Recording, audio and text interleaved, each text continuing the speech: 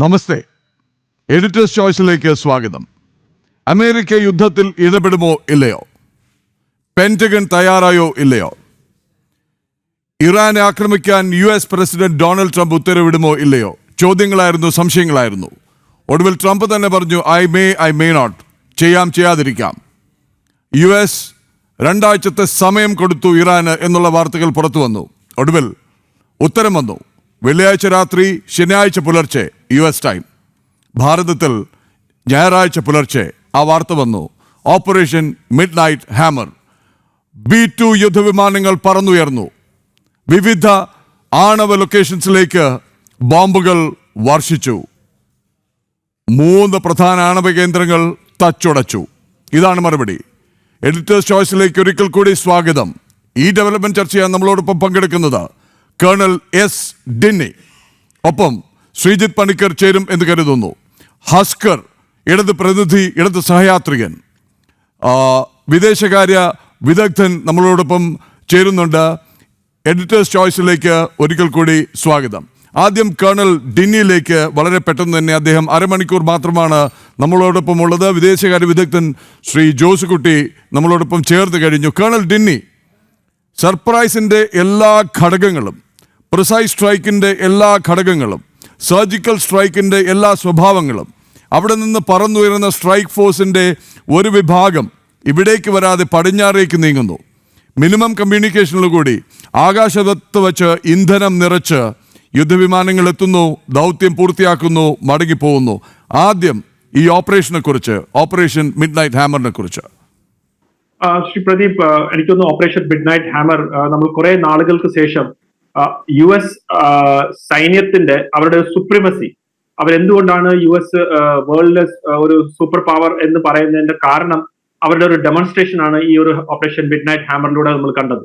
അതായത് ഈ സർപ്രൈസ് എന്ന് ശ്രീ പ്രദീപ് പറഞ്ഞത് വളരെ കറക്റ്റ് ആണ്. അതിന്റെ ഏറ്റവും വലിയൊരു factor even Donald Trump president, അദ്ദേഹം പോലും ഈ സർപ്രൈസിന്റെ ഭാഗമായിട്ട് ഇതിനൊരു ആ രീതിയിലുള്ള ഡിസപ്ഷന്റെ ഭാഗമായിട്ട് അദ്ദേഹത്തിന്റെ കമ്മ്യൂണിക്കേഷനിലൂടെയും അത് ചെയ്തു. ഇൻഫാക്ട് അദ്ദേഹം ഏറ്റവും ആദ്യം പറഞ്ഞത് 14 ദിവസം, 2 ആഴ്ച കഴിഞ്ഞിട്ട് ഞാൻ തീരുമാനിക്കാം എന്ന് പറഞ്ഞു. അതുപോലെ തന്നെ അറിഞ്ഞോ അറിയാതെയോ പാകിസ്ഥാന്റെ ഫീൽഡ് മാർഷൽ അല്ലെങ്കിൽ ഫീൽഡ് മാർഷൽ മുനീർ പോലും ഇതിന്റെ ഭാഗമായിരുന്നു. കാരണം ജനറൽ മുനീറിനെ വിളിച്ച് വിരുന്ന് കൊടുത്തു, ഫുഡ് കൊടുത്തു. അപ്പൊ എല്ലാവരും വിചാരിച്ചു ഇറാന്റെ ഏതെങ്കിലും ഒരു ഗ്രൗണ്ട് ഒഫൻസീവിന് വേണ്ടിയുള്ള തയ്യാറെടുപ്പായിരിക്കും, അതിന് പാകിസ്ഥാന്റെ സഹായം വേണം എന്നൊക്കെ ഉള്ള രീതിയിലായിരുന്നു ആ രീതിയിലേക്കുള്ള ഒരു ചർച്ച, അങ്ങനെയൊക്കെ ഉള്ള ഒരു ഡിസ്കഷനും കൂടെ നടന്നു. അപ്പം ഇതെല്ലാം മറികടന്ന സമയത്ത് തന്നെ ബാക്കിയുള്ള കാര്യങ്ങളെല്ലാം US ചെയ്യുന്നുണ്ടായിരുന്നു. അതായത് അവരുടെ നേവൽ ഫോഴ്സസിനെ മൂവ് ചെയ്തിരുന്നു. അവരുടെ ഒരു സബ്മറീന്റെ ഒരു സബ്മറീന്റെ അസറ്റ്സ് അറേബ്യൻ സീയിൽ വന്നിരുന്നു. അതുപോലെ തന്നെ അവരുടെ B-2 ബോംബേഴ്സ്, അത് ഒരു സെറ്റ് ഓഫ് B-2 ബോംബേഴ്സ് നേരെ പറന്ന് ഗ്വാമിലേക്കും ഡിയോഗ ഗാർഷ്യയിലേക്കും പോകാനുള്ള രീതിയിലേക്ക് മാറ്റി. മറ്റൊരു സെറ്റ് നേരെ US-ൽ നിന്ന് 17 മണിക്കൂറോളം പറന്ന് ഈ ഇറാനിലെ പ്രദേശത്തേക്ക് പോയി. അതിന് മുൻപായിട്ട് മറ്റ് ഒരു 125ഓളം വരുന്ന പാക്കേജ്, ആ അസറ്റ്സ് ഈ മിഡിൽ ഈസ്റ്റിൽ തന്നെ പല ഭാഗത്തു നിന്ന് അതിനെ ജോയിൻ ചെയ്ത് അതിന് സപ്രസിംഗ് എനിമി എയർ ഡിഫൻസ് പറയും. അതായത് അവരുടെ ഇലക്ട്രോണിക് വാർഫെയർ ഉപയോഗിച്ച് ഇറാന്റെ കംപ്ലീറ്റ് ആയിട്ടുള്ള ഈ എയർ ഡിഫൻസ് സിസ്റ്റത്തിനെ സപ്രസ് ചെയ്തു. അതായത് അവർക്ക് നമ്മൾ അന്ധരാക്കെന്ന് പറയല്ല, ഒന്നും അറിയാത്ത രീതിയിലേക്ക് അവരെ മാറ്റി. അത് കഴിഞ്ഞിട്ടാണ് ഈ B-2 ബോംബേഴ്സ് അവർ ചെന്നത് സ്ട്രൈക്ക് ചെയ്തത്. അതിനകത്ത് തന്നെ 7 B-2 ബോംബേഴ്സ് ആണ് അവരുടെ ഏറ്റവും longest mission and also in fact ഏറ്റവും ലാർജസ്റ്റ് മിഷൻ എന്നാണ് അവർ പറയുന്നത്. നമുക്ക് മനസ്സിലാക്കാം ഈ B-2 ബോംബേഴ്സിന്റെ ഒരു സ്പെഷ്യാലിറ്റി എന്ന് പറഞ്ഞു കഴിഞ്ഞാൽ അതിനകത്ത് ഇന്ന് വരെ യൂസ് ചെയ്യാത്ത ഒരു പ്രത്യേക തരം ബോംബ് ഉണ്ടായിരുന്നു. അതിന്റെ പേര് GBU-57 എന്നാണ്. Massive ordinance penetrator. അതായത് ഭൂമിയിലേക്ക് ഇടുമ്പം അത് നേരെ താഴെ ഒരു 50-60 മീറ്റർ താഴെ പോയി എക്സ്പ്ലോഡ് ചെയ്യുന്ന രീതിയിലേക്കുള്ളതാണ്. ഈ ബോംബ് ഇതുവരെ US എങ്ങും യൂസ് ചെയ്തിട്ടില്ല. അതാണ് അതിന്റെ ഒരു വാസ്തവം. അതായത് ന്യൂക്ലിയർ വെപ്പൺ കഴിഞ്ഞ അടുത്ത കൺവെൻഷൻ ലെവലിൽ നോക്കുമ്പോൾ ഏറ്റവും ഡിവാസ്റ്റേറ്റിംഗ് ആയിട്ടുള്ള എഫക്ട് ചെയ്യാൻ പറ്റുന്ന ബോംബാണ് GBU-57. മുൻപ് ഒരിക്കലും ഉപയോഗിക്കാത്തതാണ്. അങ്ങനെ ഉള്ള ഈ ബോംബ്സ്, അതിന്റെ ഒരു ഒരെണ്ണത്തിന് തന്നെ ഏകദേശം 14,000 kg ആണ് ഒരു ബോംബിന്റെ. അപ്പൊ ഒരു B-2 സ്റ്റെൽത്ത് ബോംബറിൽ 2 എണ്ണം മാത്രമാണ് ക്യാരി ചെയ്യാൻ പറ്റുക. അവർ 14 ഇതുപോലത്തെ 14 ബോംബ്സ്, അതായത് 7 B-2 ബോംബേഴ്സ് ചെന്ന് ഈ 3 സൈറ്റിൽ സ്ട്രൈക്ക് ചെയ്യാണ്. അതിനകത്ത് 12 എണ്ണം തന്നെ ഈ ഫോർഡോ എന്ന് പറയുന്ന ആ ഇറാൻ സൈറ്റിലാണ്. അതാണ് ഏറ്റവും ആഴത്ത് അവരുടെ ഈ യുറേനിയം എൻറിച്ച്മെന്റ് ചെയ്ത് വെച്ചിരുന്നത്. അവിടെ ഏകദേശം ഇപ്പൊ വരുന്ന റിപ്പോർട്ട് അനുസരിച്ച് 12 എണ്ണം അവിടെയാണ് സ്ട്രൈക്ക് ചെയ്തത്. ബാക്കി 2 എണ്ണം മറ്റ് നതാൻസിലും ഇസഫാൻ എന്ന് പറയുന്ന സ്ഥലത്തുമാണ് അവർ സ്ട്രൈക്ക് ചെയ്തത്. അത് കഴിഞ്ഞിട്ട് എല്ലാം കൂടെ ഒരു അരമണിക്കൂറിന്റെ ഉള്ളിൽ തന്നെ ചെയ്ത് അവർ തിരിച്ചു വന്നു. ഇതിന്റെ സൈമൾട്ടേനിയസ് ആയിട്ട് തന്നെ ഇതിന് അല്ലെങ്കിൽ നിയർ സൈമൾട്ടേനിയസ് എന്ന് പറയാം, അല്ലെങ്കിൽ കുറച്ച് മുമ്പ് തന്നെ സബ്മറീനിൽ നിന്ന് ടോം ഹോങ്സ് മിസൈൽ അവർ ഫയർ ചെയ്തു മറ്റു സ്ഥലത്തേക്കുള്ള അസറ്റ്സിന്. അപ്പൊ നോക്കൂ എത്ര കോർഡിനേറ്റഡ് ആയിട്ടുള്ള കാര്യങ്ങളാണ് അവർ ചെയ്തത്. അപ്പൊ അതിനകത്ത് ഏറ്റവും എന്ന് വെച്ചാൽ ഇറാനിന് ഒരു രീതിയിലുള്ള ഒരു ഇൻഫർമേഷനോ ഒന്നും തന്നെ അവർക്ക് കിട്ടിയതുമില്ല. അവർക്ക് ഒന്നും ചെയ്യാൻ പറ്റാത്ത രീതിയിലേക്ക് ഉള്ള ഒരു സ്ട്രൈക്ക് ആയിരുന്നു.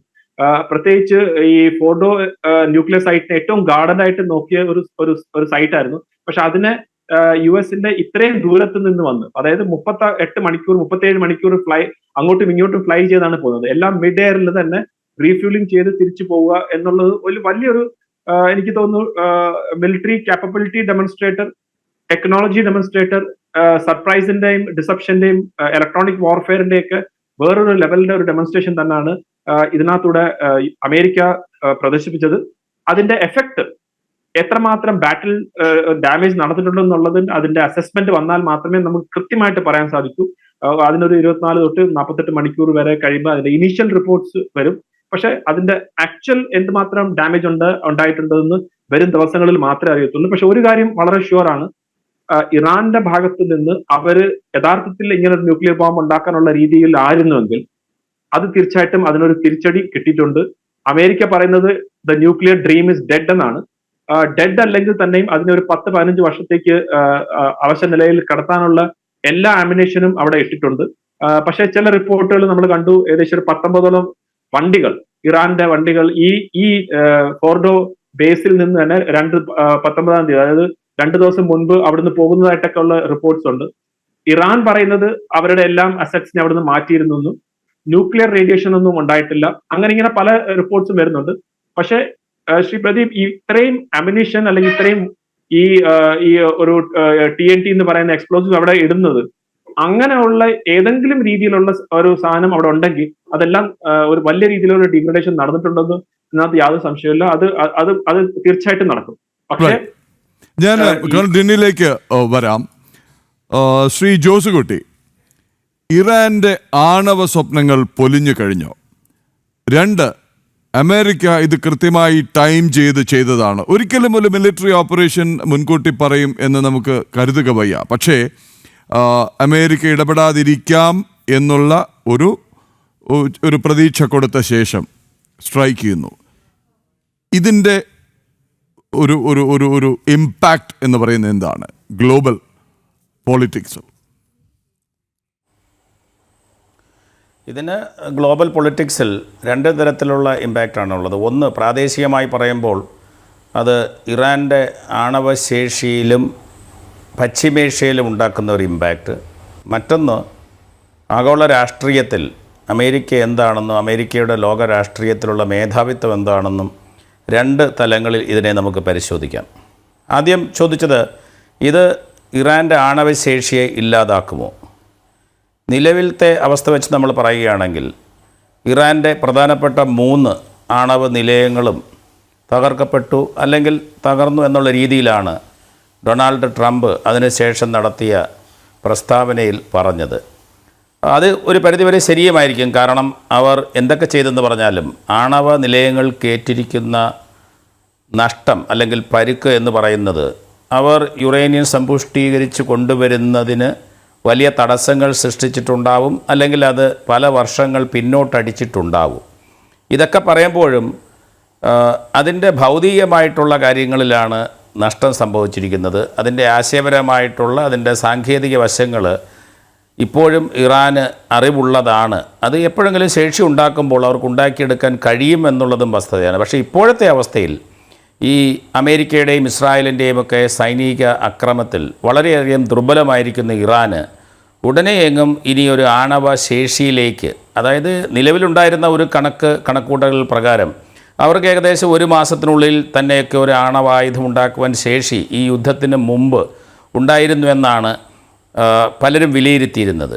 ഇനി എന്തായാലും ഈ അക്രമത്തോടുകൂടി അതിൽ മാറ്റമുണ്ടായിട്ടുണ്ട്.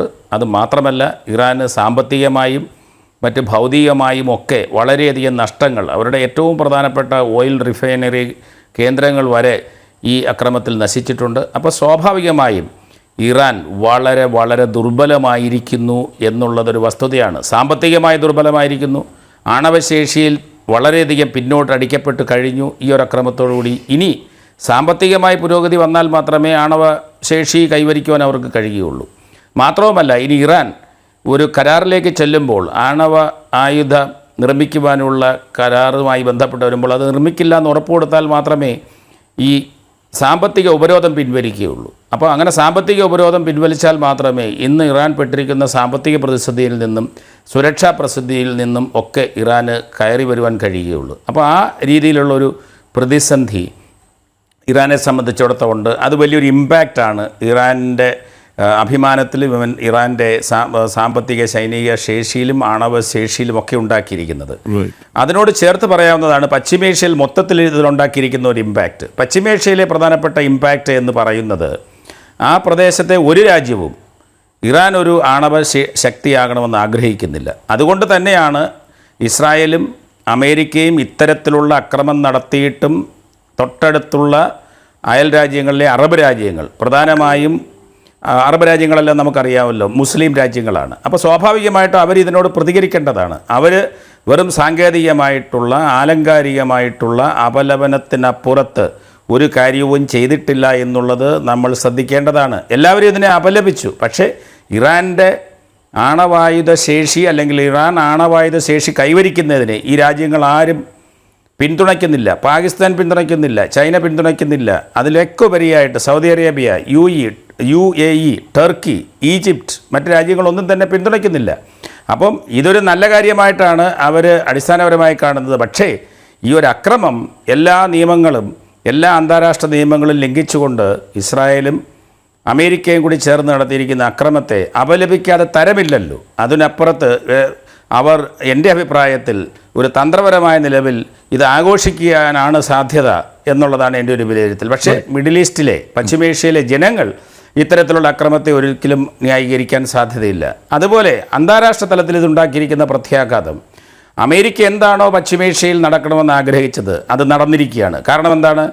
പശ്ചിമേഷ്യയിൽ അമേരിക്കയുടെ സ്വാധീനം കുറയുന്നു എന്നുള്ള വാർത്തകളും വിശകലനങ്ങളും ഒക്കെ വലിയ രീതിയിൽ വന്നിട്ടുണ്ട്. അമേരിക്കയുടെ ശേഷിയിൽ കുറവും സംഭവിച്ചിട്ടുണ്ട്. പക്ഷേ ഈ അക്രമം ഇത്രയും നിയമലംഘനം നടത്തിക്കൊണ്ട് ഇറാൻ എന്ന് പറയുന്ന ഒരു പരമാധികാര രാഷ്ട്രത്തിൽ കടന്നു കയറി അവരുടെ ആണവശേഷി നശിപ്പിക്കുവാൻ അമേരിക്കയ്ക്ക് എന്ത് അവകാശമാണുള്ളത്? ഇസ്രായേലിന് എന്ത് അവകാശമാണുള്ളത്? അതായത് എല്ലാ അന്താരാഷ്ട്ര നിയമങ്ങളെയും ലംഘിച്ചുകൊണ്ട് ഈ രണ്ട് രാഷ്ട്രങ്ങൾ ഇറാനുമേട് നടത്തിയിരിക്കുന്ന അക്രമത്തെ അപലപിക്കുന്നതിനപ്പുറത്തേക്ക് മറ്റ് ലോകരാഷ്ട്രങ്ങൾക്ക് ഒന്നും ചെയ്യുവാൻ കഴിയുന്നില്ല എന്ന് പറയുമ്പോൾ അത് നമ്മൾ ചിന്തിക്കേണ്ടത് റഷ്യയുടെ പ്രതികരണം, ചൈനയുടെ പ്രതികരണം എല്ലാം അപലപനീയം മാത്രമാണ്. അപ്പോൾ അതുകൊണ്ട് അമേരിക്കയുടെ മേധാവിത്വം പശ്ചിമേഷ്യയിൽ ഒന്നുകൂടി ഇത് ഉറപ്പിക്കുന്നു, ഇറാനെ ദുർബലമാക്കുന്നു. അതാണ് ആഗോള അങ്ങയിലേക്ക് തിരിച്ചു വരാം. നമുക്ക് ഇതിനപ്പുറം ചർച്ച ചെയ്യേണ്ടത് എന്താണ് ഇസ്രയേലിനെ ഇതിന് പ്രകോപിപ്പിച്ചത്, എന്താണ് അമേരിക്കയ്ക്ക് പ്രകോപനമോ പ്രചോദനമോ ആയത് ഇത്തരം ഒരു നടപടിയിലേക്ക് എന്നുള്ളതിലേക്ക് വരാം. ശ്രീജിത്ത് പണിക്കരും നമ്മളോടൊപ്പം ചേരുന്നു എന്നാണ് മനസ്സിലാവുന്നത്. ശ്രീജിത്ത് പണിക്കർ, സ്വാഗതം. ഞാൻ അങ്ങയിലേക്ക് വരാം. ഇത് ഒരു ചെറിയ ഇടവേളയ്ക്ക് ശേഷം ശ്രീജിത്ത് പണിക്കറിലേക്കും ശ്രീ ഹസ്കറിലേക്കും വരാം. തച്ചുടച്ച് അമേരിക്ക എന്നുള്ളതാണ് വാർത്ത. ഓപ്പറേഷൻ മിഡ് നൈറ്റ് ഹാമറിലൂടെ ഒരു സർപ്രൈസ് സർജിക്കൽ സ്ട്രൈക്കിലൂടെ ഇറാന്റെ നിർണായകമായ 3 ആണവ കേന്ദ്രങ്ങൾ തകർത്തിരിക്കുകയാണ് അമേരിക്കൻ എയർഫോഴ്സ് B-2 ബോംബർ വിമാനങ്ങൾ. ശ്രീ ഹസ്കർ, ആദ്യ പ്രതികരണം വളരെ പെട്ടെന്ന്. പ്രദീപ് ജി, ഇതിൽ അടിസ്ഥാനപരമായി മനസ്സിലാക്കേണ്ടത് ഏതൊരു യുദ്ധത്തെയും എതിർക്കുക എന്നുള്ളതാണ്. ഇപ്പൊ ഫോർദോ, നദാൻസോ, ഇസ്ഫാനോ പോലുള്ള ആണവായുധ കേന്ദ്രങ്ങൾ ആക്രമിച്ചു എന്നുള്ളത് കേൾക്കുമ്പോൾ ആഹ്ലാദം അല്ല എനിക്കൊന്ന്, ആശങ്കയാണ് എന്നെ പോലുള്ള ആളുകൾക്ക് വരാറുള്ളത്. കാര്യം ഏതൊരു യുദ്ധത്തെയും ഒരേപോലെ എതിർക്കപ്പെടേണ്ടതെന്ന് വിശ്വസിക്കുന്ന ഒരാളെന്ന നിലയിൽ സ്വാഭാവികമായി മാത്രം അത്തരം കാര്യമാണ്. ഇത് ഇറാനു നേരെ അമേരിക്ക നടത്തിയിട്ടുള്ളത് എല്ലാ അന്താരാഷ്ട്ര നിയമങ്ങളും കൊണ്ടിട്ടുള്ള ഒരു ആക്രമണമാണ്. ഇത് അധിനിവേശമാണ്. ഈ അധിനിവേശത്തിനെതിരെ ലോകത്താകമാനം ഉള്ള ജനത പ്രതികരിക്കും എന്നു തന്നെയാണ്, അത് പ്രതികരിച്ചു തുടങ്ങിയിട്ടുണ്ട് എന്നുള്ളത് തന്നെയാണ്. ഇന്നലെ വരെ നാം കണ്ടുവച്ചിരുന്നത് ഇസ്രായേൽ എന്ന് പറയുന്ന രാഷ്ട്രത്തിന്റെ സൈനിക ശേഷി, അവർ കെട്ടിപ്പടുത്തിയിരുന്ന വലിയ ടെക്നോളജിയുടെയും മറ്റും അവകാശവാദങ്ങൾ പൊള്ളയായിരുന്നു എന്നുള്ളതിന്റെ വസ്തുതകളിലേക്ക് കൂടി കഴിഞ്ഞ ദിവസങ്ങളിലെ യുദ്ധങ്ങളിൽ നിന്നും ആക്രമണങ്ങളിൽ നിന്നും ഇറാന്റെ തിരിച്ചടികളിൽ നിന്നും നമുക്ക് ബോധ്യപ്പെട്ടിട്ടുണ്ട്. അത് ഇന്നലെ വരെ ഇസ്രായേൽ ഉയർത്തിപ്പിടിച്ചിരുന്ന അവരുടെ സൈനിക ശേഷിയെ സംബന്ധിച്ചിട്ടുള്ള പോരായ്മകൾ ജനങ്ങൾക്ക് മുമ്പിൽ, ലോക ജനതയ്ക്ക് മുമ്പിൽ തുറന്നു കാട്ടുന്ന തരത്തിലായിരുന്നു എന്ന വസ്തുതകൾ കൂടി നാം മനസ്സിലാക്കണം.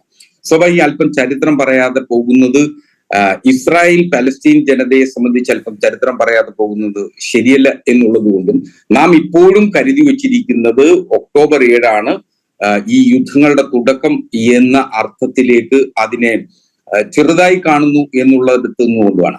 1974 നവംബർ 13 ഐക്യരാഷ്ട്രസഭയുടെ ആസ്ഥാനമായ ന്യൂയോർക്കിൽ അനിതര സാധാരണമായ സെക്യൂരിറ്റിയോടുകൂടി ഒരു ഐക്യരാഷ്ട്രസഭ അസംബ്ലി കൂടുകയുണ്ടായി. ആ ഐക്യരാഷ്ട്രസഭയുടെ അസംബ്ലിയിൽ ഒരു രാഷ്ട്രത്തലവനല്ലാതിരുന്ന ഒരു നേതാവ് വന്ന് പ്രസംഗിക്കുകയും ഒരു കൈയിൽ ഒലിവിലയും മറുകൈയിൽ മെഷീൻ ഗണ്ണുമായി അദ്ദേഹം പ്രസംഗം അവസാനിപ്പിച്ചതിനാണ്. എന്റെ കയ്യിലിരിക്കുന്ന ഒലിവില ഒരുപക്ഷെ വീണുപോയേക്കാം, അത് സംരക്ഷിക്കപ്പെടേണ്ടത്, സൂക്ഷിക്കേണ്ടത് നിങ്ങളുടെ കൂടി ഉത്തരവാദിത്വമാണ് എന്ന് പറഞ്ഞുകൊണ്ട് വികാരാധീനായി ആ പ്രസംഗം അവസാനിപ്പിച്ച നേതാവിന്റെ പേരാണ് യാസർ അറാഫത്ത്. അബു അമാർ എന്ന സ്നേഹത്തോടെ ജനങ്ങൾ വിളിച്ച ഒരു രാഷ്ട്രത്തിന്റെ പോലും തലവനല്ലാതിരുന്ന അദ്ദേഹമായിരുന്നു. അദ്ദേഹത്തെ ക്ഷണിച്ചു കൊണ്ടുവന്ന ഐക്യരാഷ്ട്രസഭയിൽ അത്തരമൊരു പ്രസംഗം നടത്തുകയും 32-37 നമ്പർ ഐക്യരാഷ്ട്രസഭയുടെ പ്രമേയ പ്രകാരം ഒരു നിരീക്ഷണ പദവി പലസ്തീന് നൽകുന്നതിനുള്ള തീരുമാനം ഐക്യരാഷ്ട്രസഭ ആ പ്രസംഗത്തിന് ശേഷം എടുക്കുകയുണ്ടായി. ഇത് ഞാൻ പറഞ്ഞു വെച്ചത് എന്തുകൊണ്ടെന്നാൽ പലസ്തീൻ ജനതയെ ഒരു കുടിയേറ്റക്കാരെന്നും പലസ്തീൻ ജനതയെ അധിനിവേശക്കാരെന്നും പലസ്തീൻ ജനതയെ തീവ്രവാദികളെന്നും വിളിക്കുന്ന ആളുകൾക്കുള്ള ഒരു ഉത്തരം കൂടിയാണ്. 1896 20-ാം നൂറ്റാണ്ട് തുടക്കത്തിൽ മുതൽ ഒട്ടോമിയൻ സാമ്രാജ്യത്തിന്റെ അവസാന കാലഘട്ടത്തിൽ ബ്രിട്ടൻ കണ്ടെത്തിയ എളുപ്പ വഴിയായിരുന്നു ഒരു രാഷ്ട്രമില്ലാതിരുന്ന ജൂതരെ കുടിയേറ്റക്കാരായി അവിടെ പലസ്തീനിൽ എത്തിക്കുക എന്നുള്ളത്. അതൊരു സയനിസ്റ്റ് രാഷ്ട്രീയ തന്ത്രത്തിന്റെ കൂടി ഭാഗമാണ്.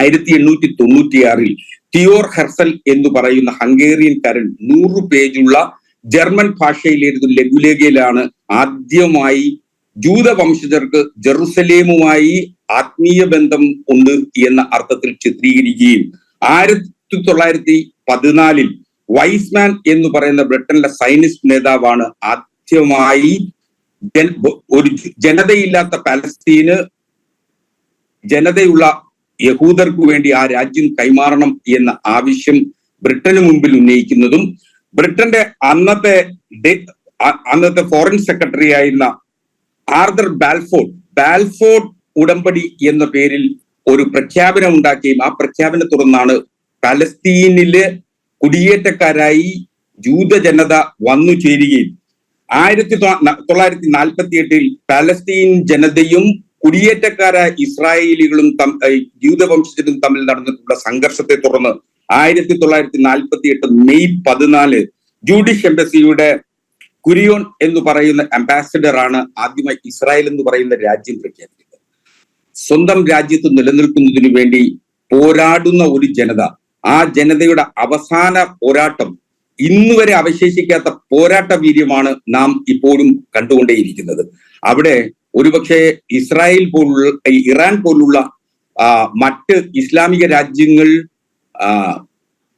ഇത്തരം പ്രവൃത്തികൾക്ക് വേണ്ടി അല്ലെങ്കിൽ ഏതെങ്കിലും തരത്തിൽ അവരുടെ പ്രാദേശിക പ്രതിരോധത്തിനു വേണ്ടി സഹായങ്ങൾ ചെയ്തിട്ടുണ്ട് എങ്കിൽ ആ സഹായത്തെ ആകമാനം തീവ്രവാദ പ്രവർത്തനമായി കാണുകയും ആ തീവ്രവാദ പ്രവർത്തനത്തെ ഇല്ലായ്മ ചെയ്യുന്നതിനു വേണ്ടി ഇപ്പോൾ യുദ്ധത്തിൽ പരാജയത്തിന്റെ വക്കോളം എത്തി നിൽക്കുന്ന ഇസ്രായേലിനെ സഹായിക്കുന്നതിന് വേണ്ടി ഭാസ്കർ, ഞാൻ അങ്ങയിലേക്ക് തിരിച്ചു വരാം. അങ്ങയുടെ വ്യാഖ്യാനം എനിക്ക് ഇഷ്ടപ്പെട്ടു. അതായത് തീവ്രവാദമായി ചിത്രീകരിച്ചു എന്നുള്ളത്. തീവ്രവാദമായി ചിത്രീകരിച്ച് എന്താണെന്ന് അറിയുമോ? രാത്രിക്ക് രാത്രി ഇസ്രയേലിലേക്ക് കടന്നു കയറി സ്ത്രീകളും കുട്ടികളും അടക്കമുള്ളവരെ കൊന്നൊടുക്കുകയും തട്ടിക്കൊണ്ടുപോവുകയും പരസ്യമായി നടുറോഡിലിട്ട് ബലാത്സംഗം ചെയ്യുകയും നഗ്നരായും അർദ്ധനഗ്നരായും വണ്ടികളിൽ കെട്ടിയിട്ട് കൊണ്ടുപോവുകയും ചെയ്തതാണ് തീവ്രവാദമായി വ്യാഖ്യാനിക്കപ്പെട്ടതെന്നും അതിന് കൊടുത്ത തിരിച്ചടിയാണ് വളരെ മോശമായെന്നും അങ്ങ് പറഞ്ഞു വെക്കുന്നു. അങ്ങയിലേക്ക് വരാം, നമുക്ക് മറ്റ് അതിഥികളിലേക്ക് പോകേണ്ടതുണ്ട്. ശ്രീജിത്ത് പണിക്കർ സ്വാഗതം, ശ്രീ ആരിഫ് ഹുസൈൻ സ്വാഗതം.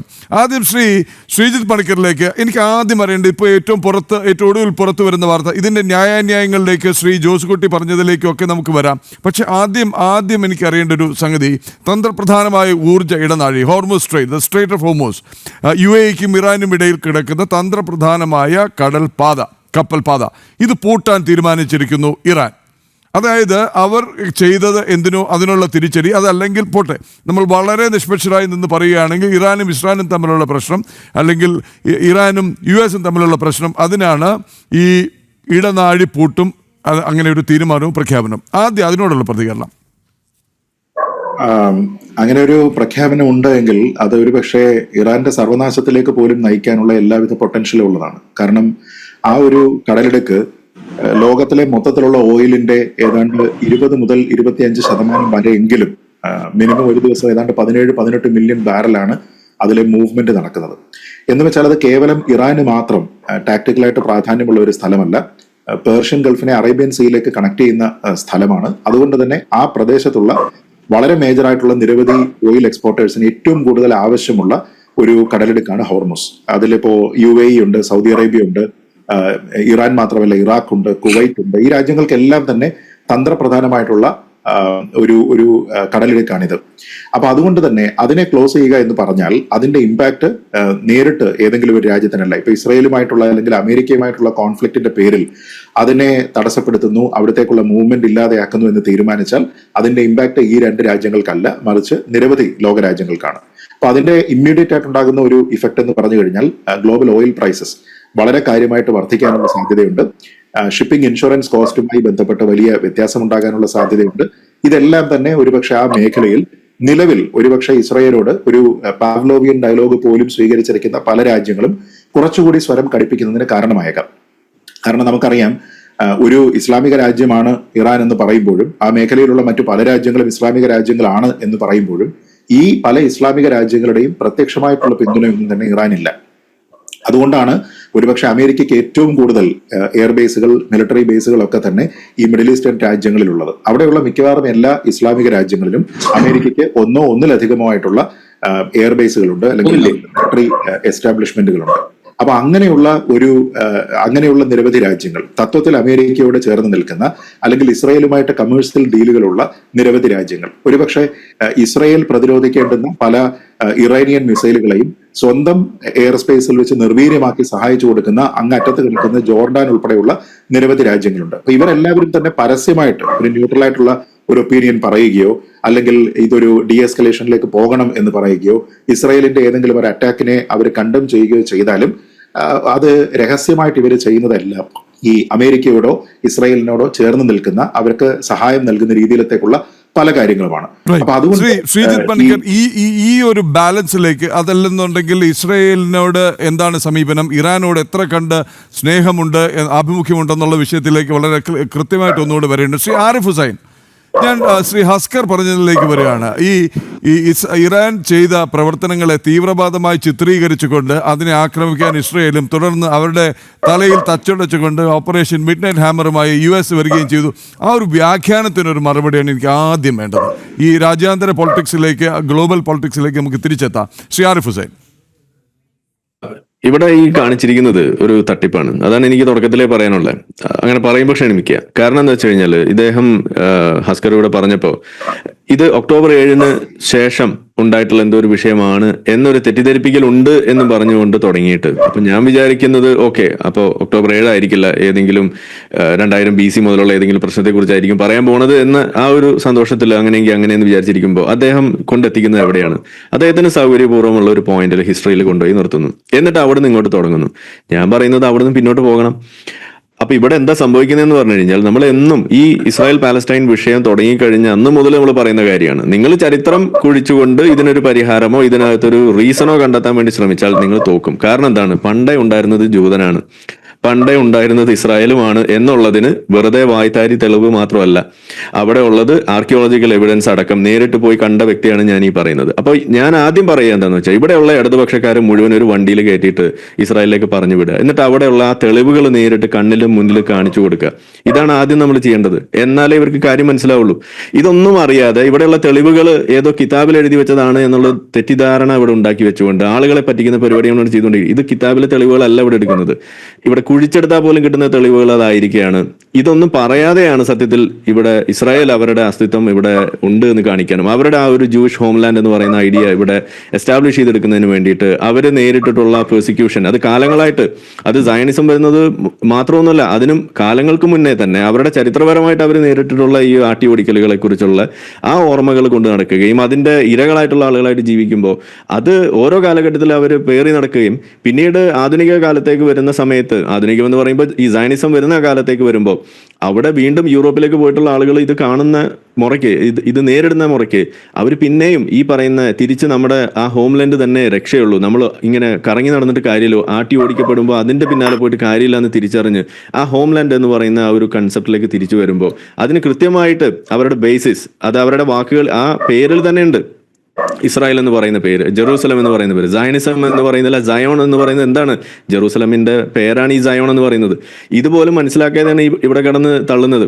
അതേപോലെ ഇപ്പോൾ ജൂദയ ആൻഡ് സമറിയ എന്ന് പറയുമ്പോൾ വെസ്റ്റ് ബാങ്ക്, അതിന്റെ പേരാണ് ആ കിടക്കുന്നത്. അപ്പൊ ജൂത എന്നൊക്കെ പറയുമ്പോൾ ഈ ജൂത എവിടുന്നാ വരുന്നത്? അതുപോലും അറിയാതെയാണ് സത്യത്തിൽ ഈ പറയുന്ന സംഗതി ഇവിടെ പണ്ട് ഉണ്ടായിരുന്നത് പാലസ്റ്റൈൻ ആണ് എന്ന് പറഞ്ഞുകൊണ്ട്. പാലസ്റ്റൈൻ ആണ് അവിടെ ഉണ്ടായിരുന്നത് എന്നുള്ളതിന്റെ ഒരു തെളിവ് പോലും നിങ്ങൾക്ക് കിട്ടില്ല എന്ന് മാത്രമല്ല, നിങ്ങൾ എന്ത് തെളിവുണ്ടെന്നാൽ അത് പരിശോധിച്ച് അത് ആക്സെപ്റ്റ് ചെയ്യാൻ നമ്മൾ തയ്യാറാണെന്ന് എത്ര കാലമായിട്ട് പറയുന്നു. ഒരു തെളിവ് പോലും നിങ്ങൾക്ക് കൊണ്ടുവരാൻ സാധിച്ചിട്ടില്ല. കുക്ക്ഡപ്പ് ആയിട്ടുള്ള ഒരു സാധനം 1967 ശേഷം മാത്രം പറഞ്ഞു തുടങ്ങിയ ഒരു സാധനമാണ് ഈ പാലസ്റ്റൈൻ എന്ന് പറയുന്നത്. അത് അറബ് ഈ പറയുന്ന ഇന്ന് കാണുന്ന ലെവലിൽ പറഞ്ഞു തുടങ്ങി. അതിനു മുന്നേ ഈ പാലസ്റ്റൈൻ എന്ന് പറയുമ്പോൾ 48 ഇസ്രായേൽ അവിടെ സ്വാതന്ത്ര്യം പ്രഖ്യാപിച്ച് അതിന് തൊട്ടടുത്ത ദിവസം യുദ്ധവുമായിട്ട് ഇറങ്ങിയപ്പോൾ അന്നത്തെ പത്ര തലക്കെട്ടുകളിലുള്ള വാർത്ത തന്നെ എന്താണ്? അറബ്സ് അറ്റാക്സ് പാലസ്റ്റൈൻ എന്നായിരുന്നു അന്നത്തെ തലക്കെട്ട് പോലും. എന്ന് വെച്ചാൽ അറബികൾ അന്ന് അറ്റാക്ക് ചെയ്തത് പാലസ്റ്റൈനെയാണ്. പിന്നെ എപ്പോഴാണ് ഈ പാലസ്റ്റൈൻ അറബികളായിട്ട് മാറിയത്? ഇത് നിങ്ങൾ ചോദിക്കണം. അങ്ങനെ ഓരോ ഘട്ടത്തിലും നമ്മൾ പറഞ്ഞു കഴിയുമ്പോൾ മനസ്സിലാവും ഇത് വളച്ചൊടിച്ച് ആളുകളെ തെറ്റിദ്ധരിപ്പിക്കുന്ന പരിപാടിയാണ്. ഇവിടെ യാസർ അറാഫത്തിനെ ഇവിടെ വലിയൊരു വെള്ളരിപ്രാവായിട്ട് ചിത്രീകരിക്കുന്ന കണ്ടു. യാസർ അറാഫത്താണ് ഈ ഇന്തിഫാദയും അതുപോലുള്ള സാധനങ്ങൾ ഇവിടെ ഉദ്ഘാടനം ചെയ്തതെന്ന് വേണമെങ്കിൽ നമുക്ക് പറയാം, അല്ലെങ്കിൽ അതിന്റെ ആദ്യ വക്താവ് എന്ന് നമുക്ക് പറയാം. അങ്ങനെ ആ നിലയ്ക്ക് പോയിക്കൊണ്ട് ആ ജനതയെ ആ ഇത്തരം വലിയൊരു കുഴപ്പത്തിലേക്ക് കൊണ്ട് എത്തിച്ച് അവരെ ജീവിതം ഇതുപോലെ വലിയൊരു ബുദ്ധിമുട്ടിലാക്കി മാറ്റി ആ പ്രശ്നത്തെ സങ്കീർണമാക്കിയതിനു ശേഷം ഓരോ മുന്നിൽ വന്നിട്ടുള്ള ഓരോ സമാധാന ശ്രമത്തെയും തട്ടിക്കളഞ്ഞ് ഇന്തിഫാദ എന്നും പറഞ്ഞിറങ്ങി. അതിൽ ഏറ്റവും എടുത്തു പറയേണ്ടത് ഈ ഓസ്ലോ അക്കോർഡ്സ് 93 അവിടെ പറയുമ്പോൾ അവിടെ ഒപ്പുവെക്കുന്ന സമയത്ത് അറബ് രാഷ്ട്രങ്ങൾക്കിടയിൽ വലിയ ചർച്ചയായി.